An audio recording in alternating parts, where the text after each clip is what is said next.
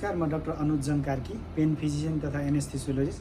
हामीसँग आज 57 इयर्सको एउटा दिदी हुनुहुन्छ अर्चना जोशी।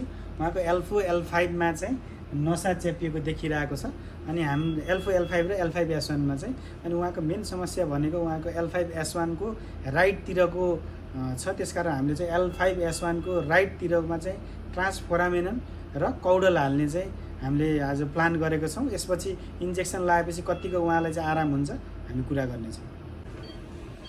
अब हामीले चाहिँ ठ्याक्क त्यो L4 L5 को स्पेसमा हामी पुगिसक्यौँ। त्यो डाई लगाएर हेऱ्यौँ। अब हामीले उहाँलाई औषधि दिन्छौँ। त्यसमा स्टेरोइड र लोकल एनेस्थेटिक भन्ने हुन्छ। उहाँको दुखाइ कतिको कम हुन्छ तत्कालै हामीले चाहिँ फिडब्याक पनि दिनेछौँ।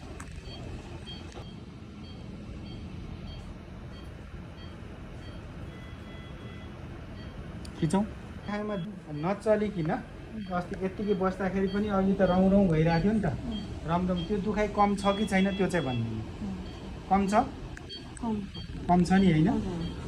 त्यसको आधारमा ठ्याक्कै हामीले चाहिँ कतिपय कुरा भन्न सक्दैनौँ क्या, लगाएर हेरेर मात्रै हामीले भन्ने हो। कम छ नि होइन?